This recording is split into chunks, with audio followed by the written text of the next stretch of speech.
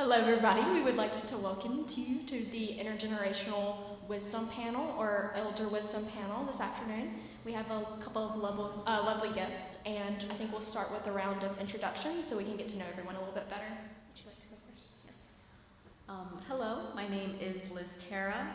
I am representing the younger generation along with my co-lead, Callie from Eckerd College. She works at the Eckerd College farm, or works with them. And yeah, that's all about me. So if you guys would like to introduce yourselves and just give us a little word of maybe why you're excited to be on this panel today and what you're hoping to get from it.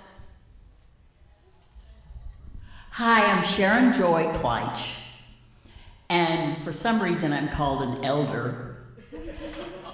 But don't be fooled about wisdom, because wisdom is right out here too.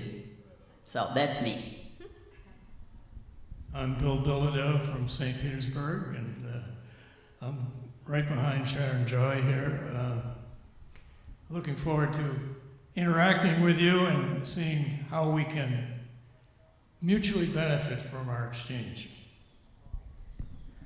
Hi, my name is Jay Hardman. I'm from Clearwater, Florida, and I'm known as Jungle Jay on the interwebs from an email that got out of hand. But anyway, that's me, and I'm excited to be here, especially for an intergenerational exchange. Hi, I'm Koreen, Brennan. I'm from Brooksville, and I'm just excited to be here and to share with these guys and with you and the younger people, and this should be very interesting. I'm looking forward to it. I'm Cristy Abbott, and I live in Inverness, Florida now, and I did a lot of my permaculture work with Bill and Jay and Koreen in St. Petersburg, but now I'm in Inverness, and I'm excited to be here because as I look out at the people in the audience, you know, I know a lot of you, and I've been able to share my passion with you guys, and it's just, that's what excites me, is to share my passion. And this seat here, can I say what this seat here is for? For those of us who are no longer here, and one that we really appreciate in St. Petersburg, where we were mostly educated, was Winnie Foster. And so she's gone before us, and it's for all of those Winnie Fosters that are gone, but still with us in spirit. All right, just to get us started, kind of a basic question. What do you think intergenerational knowledge means to you, and why do you think it's so important that we're starting to have these conversations and sharing knowledge with one another? And how do you think that these conversations can help us move forward and really keep us stable during really changing times?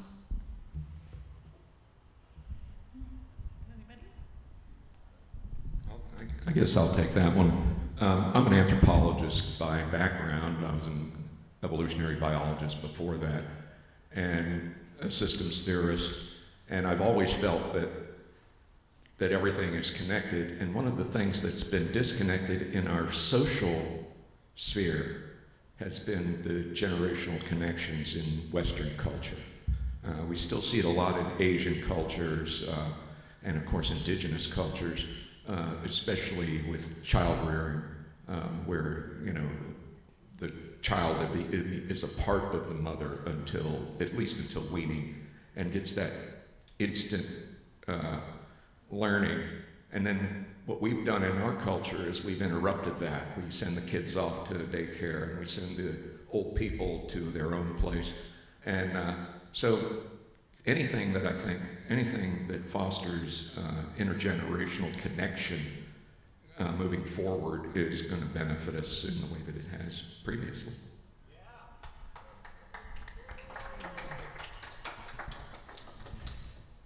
Well, I would say that younger people have certain ideas that older people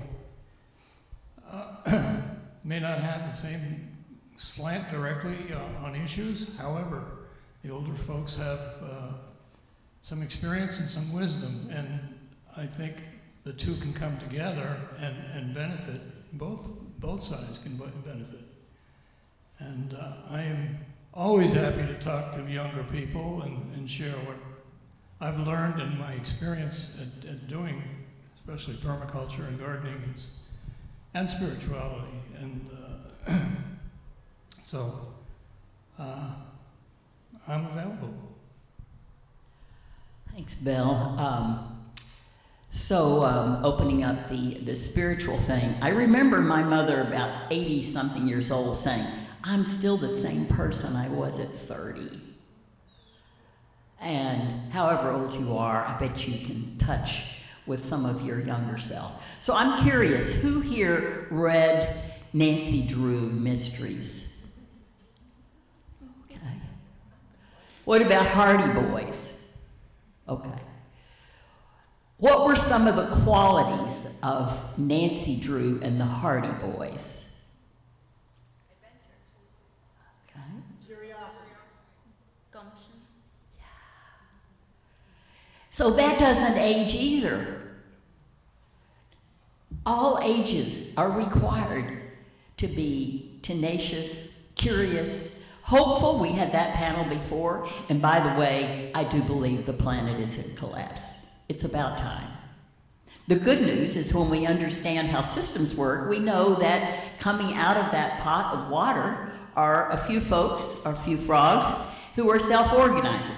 And so later today, I have something to pass around to self-organize some of us frogs that are jumping out of the pot. And remember back in our early days of the Hardy Boys or Nancy Drew, how much fun it is to come together and be curious.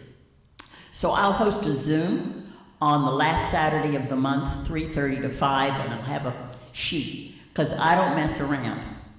This is an elder Nancy Drew. That's why we need intergenerational. You know, I was first introduced to the concept of a grandmother's council at Pine Ridge Reservation when I was working up there. And it just blew my mind because I worked with some of the grandmothers, and the thing that struck me the most is they had, from the time they were children, had grown up knowing that they would have to be wise, that they'd have to make good decisions for their community. And then I look at what we do with elders, and we put them in homes and, you know, wait for God's waiting room. Wait for them to die, and it's such a waste of resource. Because there is wisdom there, there's experience, there's, you know, all kinds of really cool things. But what if the youth were brought up, or you start thinking now, like, how am I going to be wise when I'm older, and, you know, how can I reach the height of wisdom and help my community with? It's something to really look forward to. Anyway.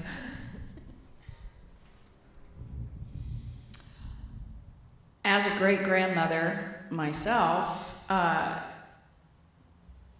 and being youthful, being connected 3 generations down is really extraordinary. My grandparents were gone by the time I was born, so I didn't get the opportunity to have that wisdom. And I had to seek it out. You know, I was lucky to run into Bill Bilodeau and Jay Hardman and Sharon Joy Kleitsch and Ken Benway to help me on my permaculture journey. And I got to impart that on people like Joni Spencer and Chris Kenrick. And, you know, see the fruit of what being a permaculture educator to them, it is possible to create.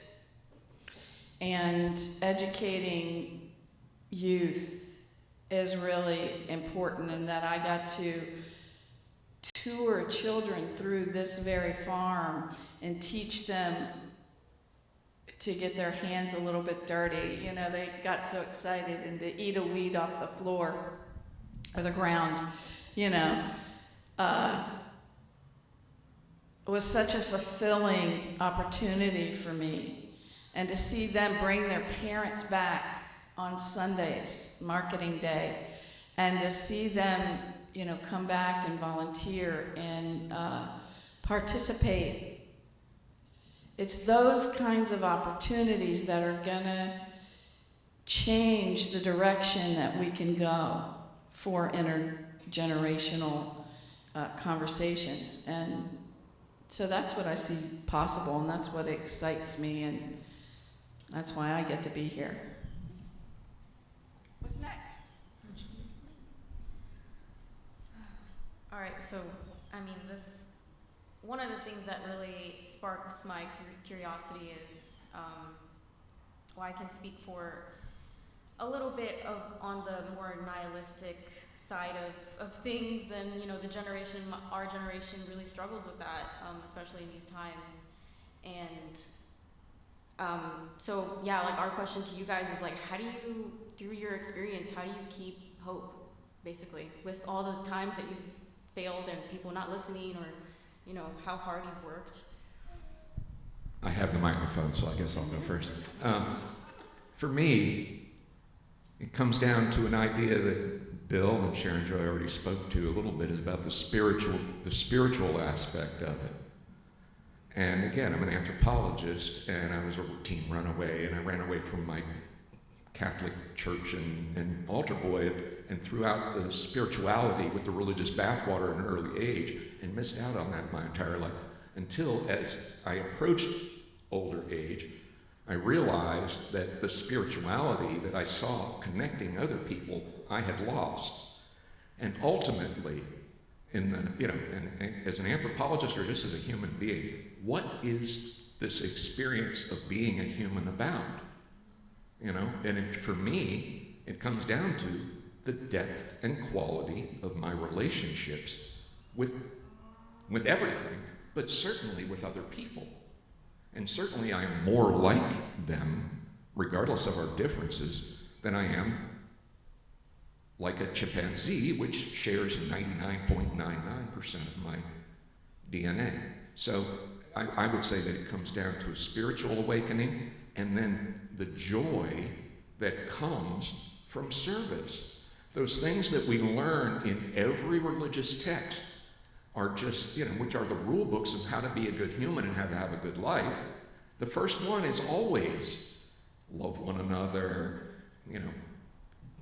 give freely, and those kind of things. So that's, that's what I would share with a young person is don't discount that there's potential for salvation, even if it's only in microcosm, even if it's only us. And I have said frequently, look, it may all be going downhill and it may be terrible, but these are the people that I want to go with, because they're laughing and happy and doing positive things. Anyway, I've spoken too much.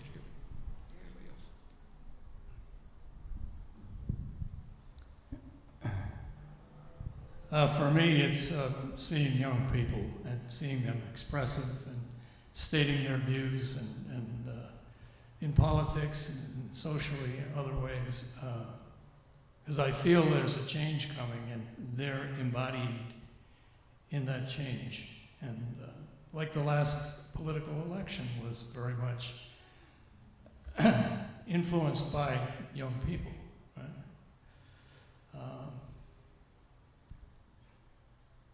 So another aspect is that I think spirituality and science are coming together. That is very exciting to me, particularly around new science, astronomy, the new creation story. It's understanding deeply and scientifically that we're all connected. That gives me a lot of hope. I'm so glad Eckerd College is shown up in your two faces. And thank you for asking the question. I'm curious if anybody ever told you, growing up, that you come from stardust. Did anybody tell you that? I didn't hear that.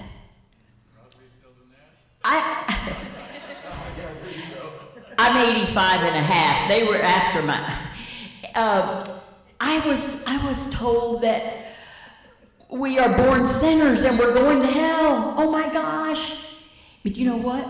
I was fortunate because I didn't believe it. I looked around. I love being outside.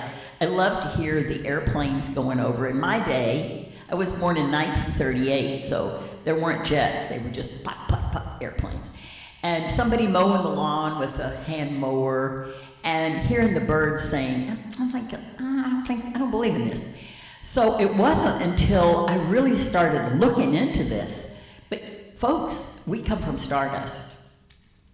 The James Webb Space Telescope, we come from stardust. Some of you heard Neil deGrasse Tyson when he was here at the Strauss.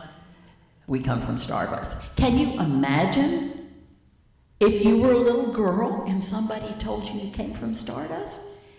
You would be so thrilled and curious and want to find out more. And that you came from amoebas and trees and apes and all those other things, all these friends. What a different story. So that's what gives me hope. Backing up what Sharon Joy just said, I think it's Drew Dillinger, who's very much into the new story, said, you know, the earth was at one time molten lava that solidified, and now it sings opera.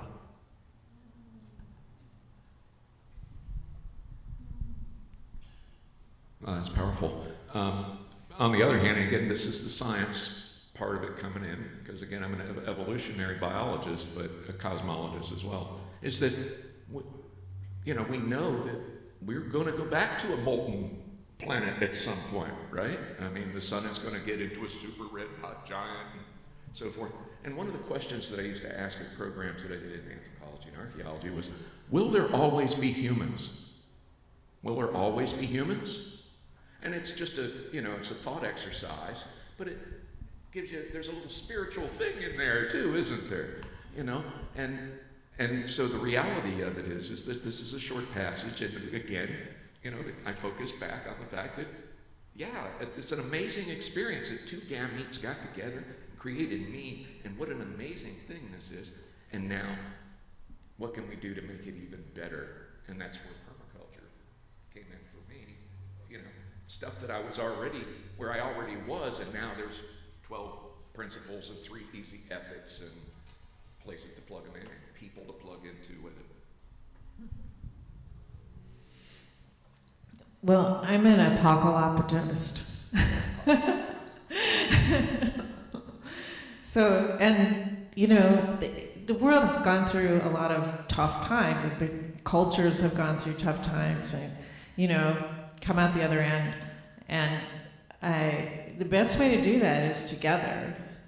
And as I've evolved through my permaculture process, I used to be way into plants, and I'll always be into plants and trees, life.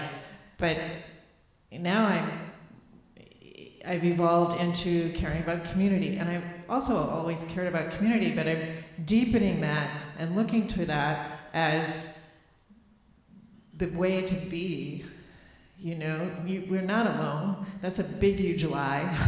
But we act like it's true. And, we've been brought up to act like that. So we really need to change that. We need to find those connections however we can. And, I'm hoping to do that with this We Regenerate project. And that's a big part of it is, let's hear from people. How can we help you strengthen community? How can we support that? It's a process that we all can participate in, and there's a lot of joy in that. A lot of joy in just applying permaculture every day, and why not?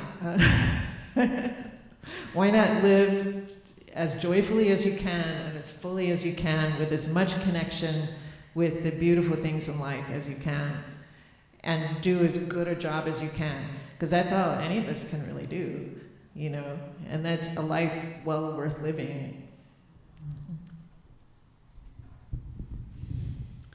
Yeah, it really is. I'm reminded with what you guys are saying by Margaret Mead, when she said that don't fret about a small group of people making a difference, because the truth is that's the only thing that ever has.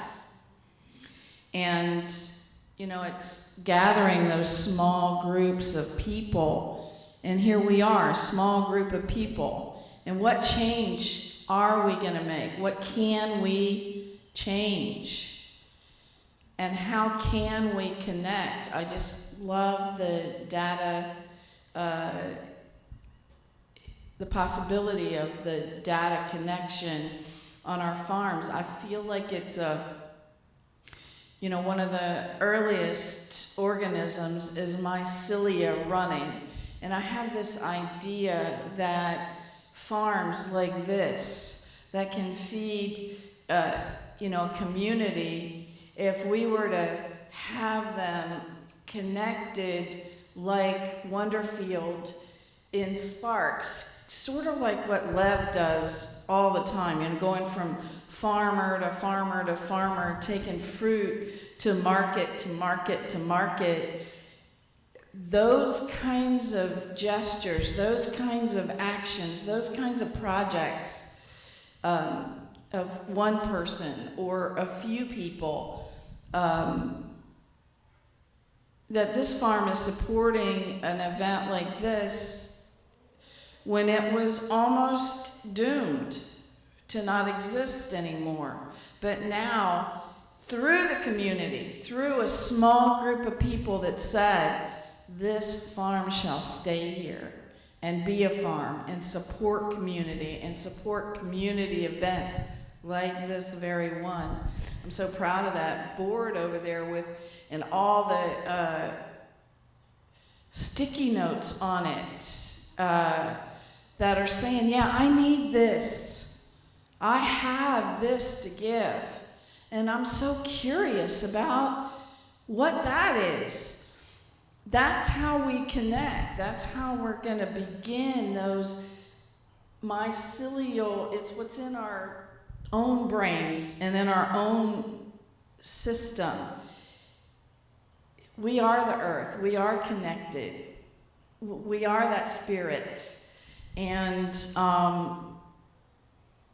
it's up to us. We are the ones. We are the ones.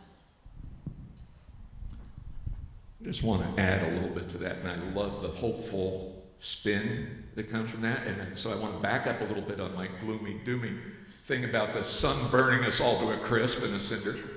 Because we tend to, that's so far down the road that it's almost as far down the road as from our creation.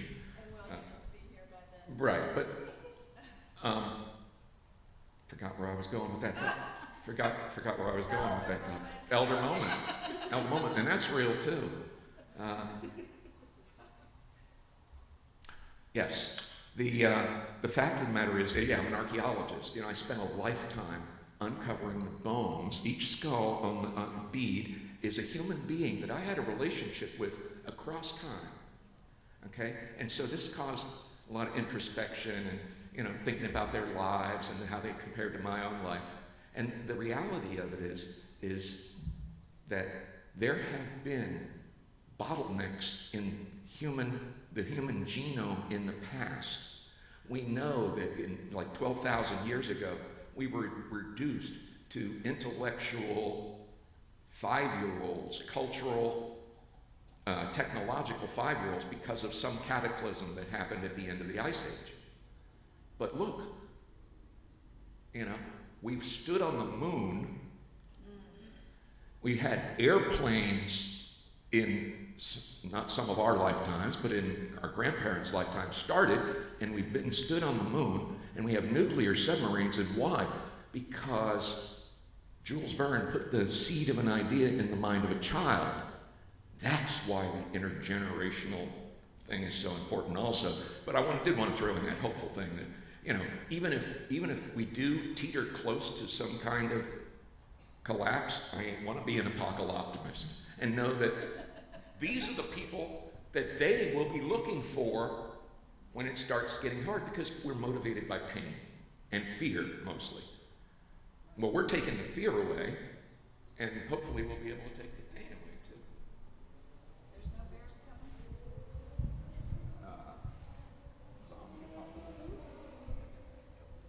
I could have one question. Oh no, go ahead. Go ahead. Picking up on something that Koreen had said about joy. We can all seek joy through creativity. We're the universe creating this universe. We are the universe evolving.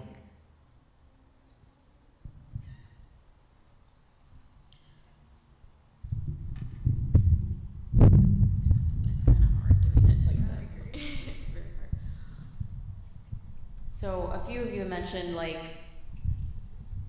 revitalizing your connection to nature, and with the mycelial network, and just matching that with how you relate to the world, and that's beautiful. And it is a key. I think it seems intellectually, it seems like that is the key to remaining optimistic, remaining happy, and content, and connected with people, not only with people around you, but with the earth.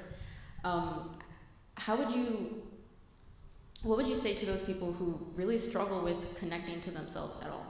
Because of, like, how would you heal your inner landscape in order to be able to interact with the outer landscape in a more connected way? Good question. And I have a bias, and I think the answer is we can't. We can't. We have to do it together. It's impossible for a human being to be separate from any other human being or any other part of life. So isn't that a bummer? You can't do it. It's not possible, but you can do it together. We're doing it in St. Petersburg. You know about the hubs that have started? There is such a thing in St. Petersburg that's been going on way too long. It's called racism. And you have racism in your cells, you have racism in your awareness. We all do, because that was the worldview that we were given. This man named Linnaeus, back in Sweden in the 1700s, decided he'd create a hierarchy of race. Oh, we believed it. Oh. Maybe it was fake news. So we have many opportunities in St. Petersburg, but until we get into healing ourselves together, these hubs came out of healing while black. And the City of St. Petersburg foundations are supporting them. They just initiated the second hub yesterday. So you can't do it by yourself. I don't believe, that's my biased position.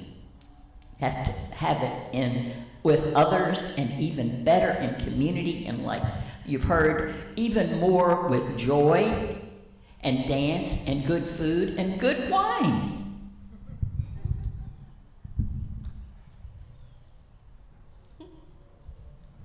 Would anybody like to add any input on that question?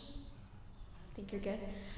One thing I've been able to identify across all of your answers is the importance of community. And I was wondering, how do you foster mutual understanding within a community? Because I'm thinking the only way that we're going to be able to overcome the challenges that we face right now is through community. So how do you get everyone on the same page? How do you get everyone on board? How do you foster that mutual understanding when moving forward to really change the quota that we have right now? You can pass that one as well. Yeah. I think it's finding your own tribe. There was an app called Meetup, and that's how I met Ken and Bill, and that's how people found us. And we have Facebook. I've met cousins across my country, that my father's cousins. And there's plenty of places where we can find those common passions, like permaculture, like farming, like art, like music. And it's connecting with those guys and those opportunities for ourselves. We have to be willing to let go of those fears of reaching out and reach out and be reached into. I think there's important points of technology on getting along that we have forgotten because we moved into the suburbs and stopped working together. And some of this stuff has been known about in different types of communities for a long time, but it starts with pattern language. So, start with pattern instead of detail. A lot of times people will dive right into the details and be concerned that there's difference in details about what people want. And those aren't important. Nobody's gonna match all the way around. And I've worked with different intentional communities and different people who want to do intentional communities. And the first thing I tell them is, where are you living now and who are your neighbors? It's only up from there. Let's not try to have this ideal, perfect, getting along kind of concept that is your baseline. Start from where you are and how can you improve? What's really important to people? The details don't matter. You can figure out the details and get along. The other thing that's super important is agreements and clarity. I've co-housed my whole life, and right now we're living with 5 people in the house. We're going to have 9 people pretty soon. We've had up to 16 people living with us. And the only way to do that is by having agreements up front. Being clear about the kitchen. And the bathrooms. Yes, the bathrooms. And being willing to use design tools to straighten out things instead of having it become a conflict. Sit down. Okay, what's the design for this? Here's the conflict. How do we design out of this? And if you have just certain basic tools like that, then you can really create all kinds of relationships on any level. Also, just not having to have the ultimate marriage of everything, but where are the gradients? Yeah. Anyway.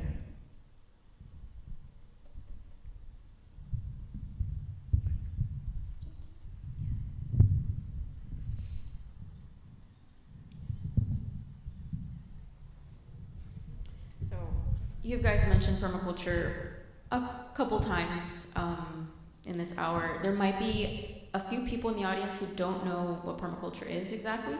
Is there anyone who can just give like a brief 101 on that? Okay, so elevator pitch.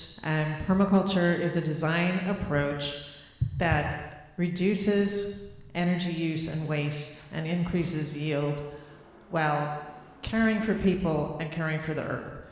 That's the elevator pitch. And the future. 7 generations hence. I would add that it's a simple toolbox. Again, 3 simple ethics and 12 principles and some other stuff, but that flower,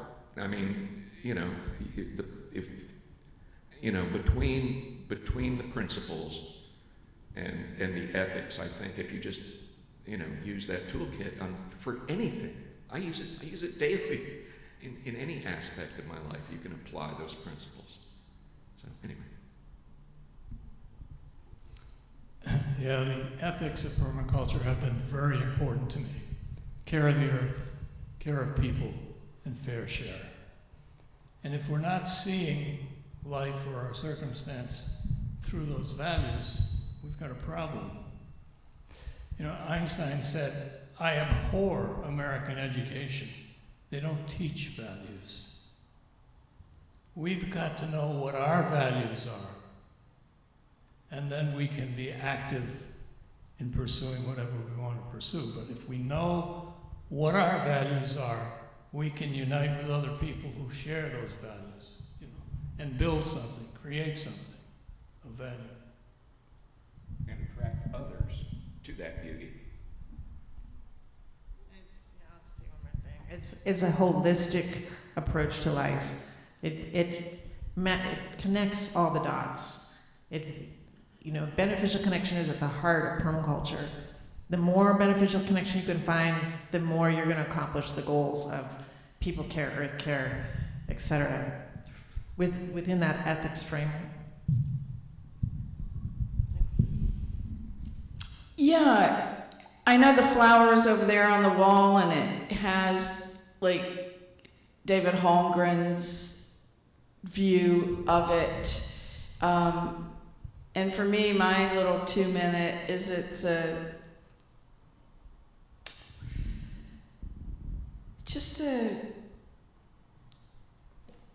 I think you guys have already said it. It's a way we live our life, caring for each other and caring for our planet and sharing those resources that we have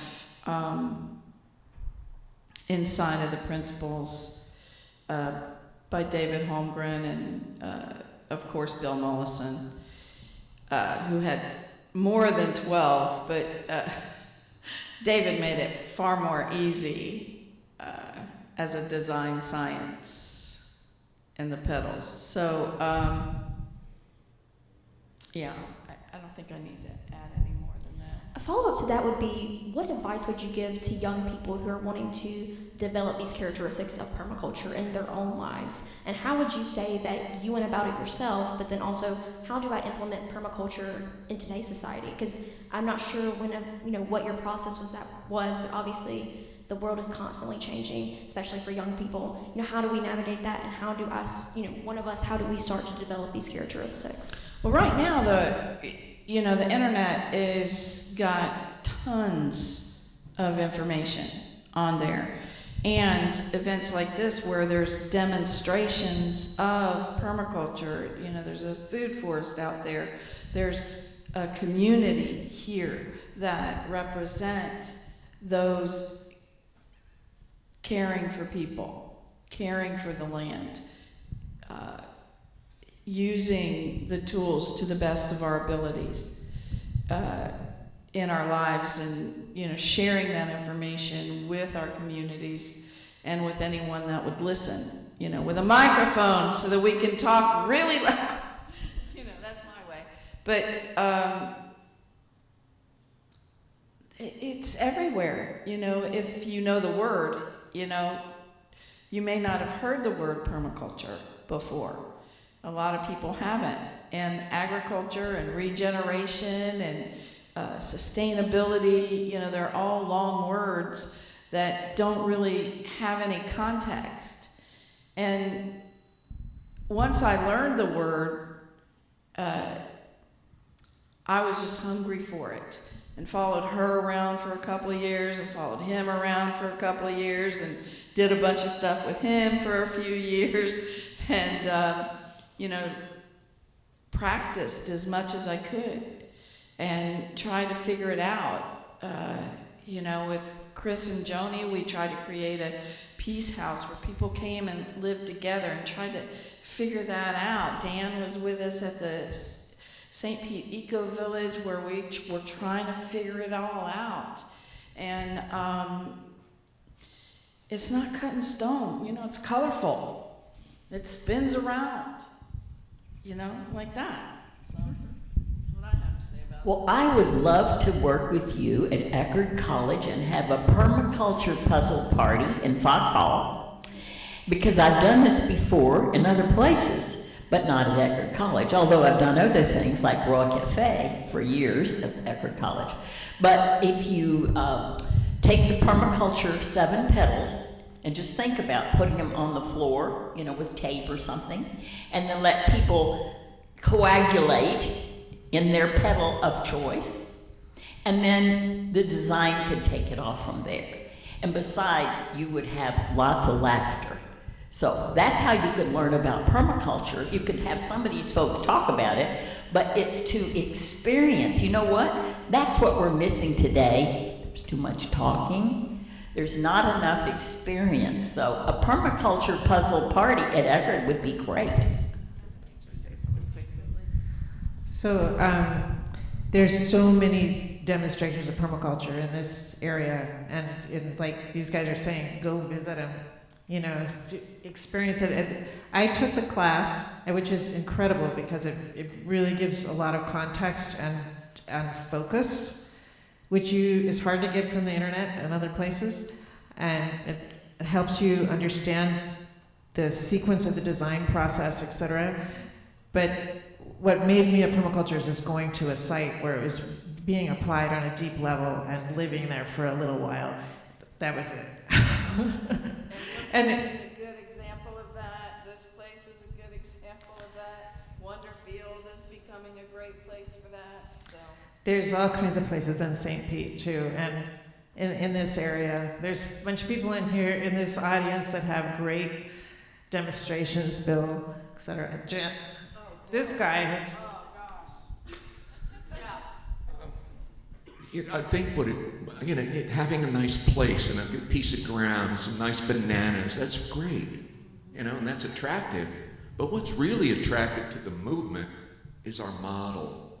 It's the love, basically. And then, you know, Crosby, Stills, and Nash, yeah, but really all you need is love. So that even goes back to, predates that. So, but ultimately, it's through modeling. It's, modeling that I got. Ken Benway came and Bill Bilodeau said, Jay, have you heard about this guy, Ken Benway? He's talking about something called permaculture. Boom, it was over, and she's doing a course at Sacred Lands. And so how it comes to you is you have to expose yourself to it. It'll expose itself to you. When the student is ready, the teacher appears, but sometimes the student has to go out and find a teacher too. And there are teachers. There are demonstrations, and you have to use your good judgment, but it'll feel right to you. You'll get there and you go, yeah, this is serious. So I would say, if you're interested in learning more, there's somebody near you, I promise you. And if they're not, if you don't know where they are, there are people in this network that you can get connected to. I mean, that's basically what I do. I've grown some beautiful broccoli, but I'm not an annual gardener. I'm a community gardener. I garden in community. And I learned that from Andy Firk, by the way. Absolutely. But at any rate, we learn it from each other, and what attracts people to permaculture is a bunch of permaculturists having fun, doing convergences and things like this, and so forth. Yeah, I agree with Jay.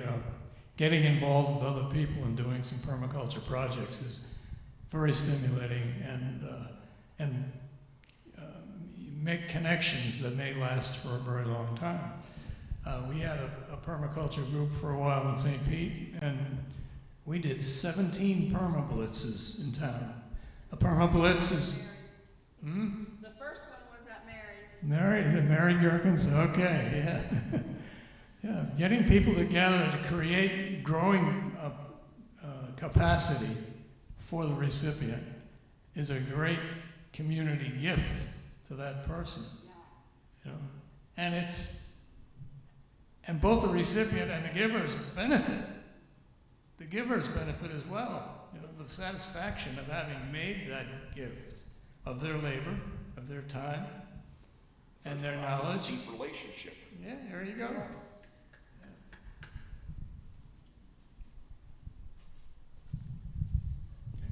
And so who here is interested in connecting with more people? Like, where could we find you, Jay? And where could we find you, Bill, to work with you in farms or in any other projects that you have? Well, I thought you'd never ask. Beacon Food Forest Gardens in Clearwater, easily accessible even from here. It only took me 20 minutes to get here today. I live a mile from the place. Beacon Food Forest Gardens on Facebook. got to have the gardens in there or you get sent to a business page. And if anybody wants to contact me directly, I will give you my phone number.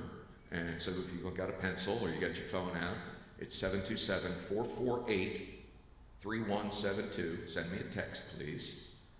And tell me that, let me know who you are so I know you're not a spammer. And I can certainly connect young people, and I'm looking for young people to install in entrepreneurial things at Beacon, but also to learn some skills in natural building, natural swimming pools, and so forth. I've got a rocket stove water heater project. I've got a number of different projects that I'm waiting for students for, so I don't just waste that energy. I could build these things myself in an afternoon, okay? So send me your young people. I don't see many left here. My name's Cristy Abbott, and I'm online, and I do workshops, and my telephone number is on one of those Minecraft pedals over there on the wall. And I do Zoom workshops once a month with my partner in Uganda. So I'm global and local, and I'm 20 minutes away from Koreen, who has an awesome grow permaculture, and she can tell you about that. Well, we have a farm up near Brooksville, and there's 3 of our woofers are here right now doing awesome stuff on the farm. So it's an educational, experimental farm, but it's also moving into a production farm. We're going to have a farm manager there. We're creating community there. We're trying to use it as a hub to strengthen the whole food movement up there and connect with these other guys that are doing stuff up there at Tara as well, and at Wonderfield Farm. So we're excited about that. I have an education and design business, and we have regular volunteer days. Go to our website, we have a booth over there, and then of course we have this connection database, kind of a regeneration hub, climate solution hub, a place where people can come together and find what they need.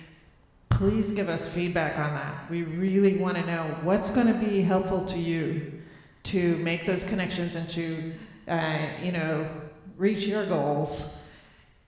And also, please let people know who should be signed up in the database, that they have this resource, because that's going to make all the difference. The more people that get in there, the more valuable it's going to be. And we will promote y'all. So don't waste any time. Go there and sign up.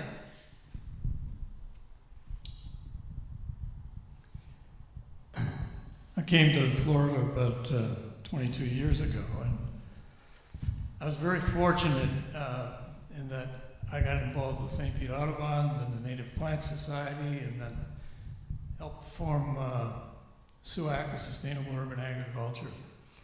And all of those experiences went into designing my yard, which is under a quarter of an acre. It's an urban ag demonstration site. That's what I call it. And you're all welcome to come by to see what's going on there. And if you're interested, I have business cards. I'll give it to you so that you can contact me, and we'll make an appointment, because I want to be there when you're able to come. And and if you have projects, and if I feel I have any knowledge that might be helpful, I'll be very glad to share that.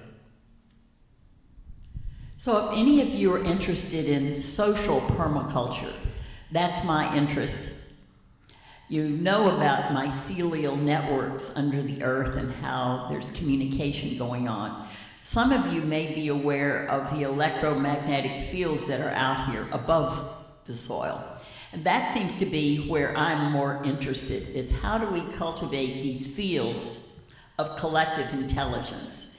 And I've been experimenting in St. Petersburg for 30 years, and it seems to be working. And so we decided another experiment with a theoretical physicist, Fritjof Capra. You may have heard of the book, The Tao of Physics, or seen or heard the movie Mind Walk. Well, we're in our 8th experiment for the state of Florida. So I reached out to activists around the state of Florida based on the permaculture flower, because you don't want to be all in 1 or 2 petals, or you don't have the diversity, you don't have the flavor, you don't have the spice. So I always, over these 30 years since I first, well, maybe didn't know about permaculture, but the concept of the 7 different categories of interest. So I reached out and brought together 40 Florida activists to come and learn about being systems, being the universe. So we've taken the course, we're in the 8th time, with Fritjof Capra, called the Systems View of Life. Koreen and Bill and I have been part of this network. And what is fascinating is the energy of people and their passion starts to self-organize. Projects bifurcate and they go on all over Florida. So we're working, one of our intentions is feeding Floridians in the coming decades. And I've already reached out with Emmanuel Roux to Senator Cory Booker in New Jersey to talk about Florida and New Jersey as living systems, learning together. New Jersey has a whole other climate than Florida. But you know, they fed themselves for hundreds of years before we had the people bringing stuff from California to New Jersey or to Florida. So the idea is practicing these theories in community. So the city of St. Petersburg is a whole living system. Eckerd College is a living system. That's what I say. Just imagine the 7 petals of where your different students are could be a great fun party. So this is what we've been doing to explore. If anybody's interested in the Capra course, please let me know, because we are nature, we are the universe, learning about ourselves. And one of the things that the secret about wise is to stop. I think elders get the credit for being wise because maybe we just get tired and we have to sit down. When you're younger, you're moving or you're thinking of moving all the time. And I've noticed how much smarter I'm getting when I'm not thinking. And the universe has a chance to get through to me, and it's a wildest idea. So one of the tools that we are using is synchronicity. They keep showing up. Sometimes it's 2 or 3 in the morning, and I thought I was going to do something else that day.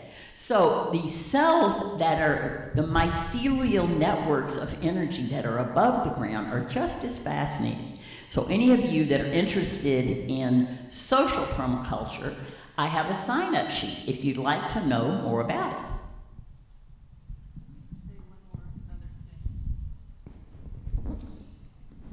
There's also volunteer opportunities here as well, right, Chris? What days are those? Sunday, 9 to noon. 9 to noon. And Tara, in Wonderfield in Floral City, if there's anyone on the outskirts of Tampa Bay, what are your volunteer farm days?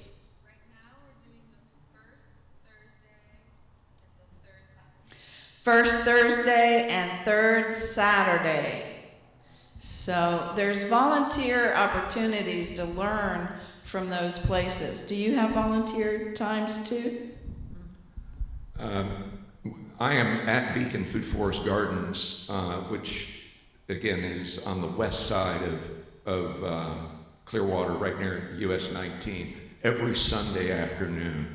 And at noon I do a taste tour of the food forest. We go and check out and see what's ripe. Right now, there's not an awful lot that's ripe in the agroforestry part, but you're welcome to come to that. And I wanted to mention also that in addition to the food forest that's at the Unitarian Universalist Church there, who have been gracious and given us almost an acre and a half, I have my own suburban jungle home for 28 years now, off-grid, Sewage, 4 toilets, nothing leaves my property in 28 years. And I'm also willing to do a small tour of that once it comes back online, but I also am looking for those standouts who want to come and volunteer with us at Beacon for protégés that might want to get involved at my home as well and on some serious projects. Yeah, it's really cool. You should go check it out. I just wanted to say something about the Capra course and the permaculture design course. However you get the training, understanding how systems work and being able to understanding the principles of systems and systems integration is something that we all should know. We're working on a project through Permaculture Institute of North America to create curriculum for K through 12 so that everybody understands the permaculture principles from the time they grow up. This is how many indigenous people grew up. And that's why they didn't trash out their system that they lived in, because they understood it. So whether it's a Capra course or permaculture design course, or however you want to get this training, Thinking in Systems by Donella Meadows, it's just a beautiful way, a beautiful worldview, and it's empowering, it's transformational. A lot of you guys have already gone that journey, but I just wanted to let you know that.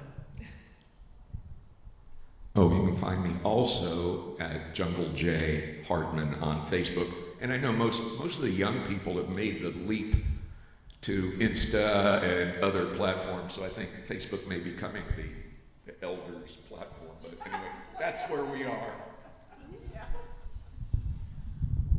I love that Capra was brought up for the final subject of our discussion, because I just started reading The Web of Life, and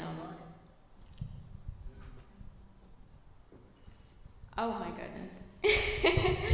This is Capra's The Web of Life, which is, in a nutshell, just great stuff. In the Capra course, we have 12 lessons that you learn online with Fritjof.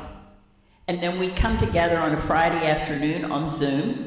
And the Florida Network is, again, we're our 8th experiment. We attract people from South America. Somebody just emailed me from London. It's not just Florida people. There are 41 countries taking the course, people, over 200 people, and we self-organize into study groups. So I actually brought this as an example of, please learn how we are life, because we're using the strategies in the city of St. Petersburg, like maybe having our own utility company. We can use the strategies. We've already been using them in the historic gaslight district. So thank you for saying that. I also brought, this is the what? Regeneration. Paul Hawkins sent a box of these. I gave them to the city council members of St. Petersburg. So this is what we do. And I said, I brought the Capra course. And then the thing we haven't even talked about is the third book, which is the storytelling. Some of you have heard of the Earth Charter. Bill has an example on the wall. Well, there are people coming from all over the world to Rollins College, April the 12th to the 14th. And some of us in the Florida Network that I mentioned earlier are putting on a workshop called Being a Gem in Indra's Net. Now, maybe you never heard of Indra's Net. So I invite you to explore that, because this storyteller from Spain is going to be there. And he sent me this book called The Myths of the Future, which mixes Capra, Brian Swim, other cosmologists, as well as the stories. And the thing that's so fascinating is he takes the stories from around the world and puts them in the principles of the Earth Charter. Which of these global stories are best for Principle 3? What shocked me is he finds the myth of the future that'll pull us into our new reality is called Indra's Net, that we happen to have made a proposal to do a workshop on. So I encourage you to check out Indra's Net. Thank you for mentioning that. Well, that concludes the end of our discussion. Thank you so much for taking the time out of your day and for imparting your wisdom on everyone. And thank you to Sweetwater for allowing us to have this wonderful event. Fantastic. Yeah, it was great. I think this had first permaculture convergence vibe. You know, the microcosm. That's so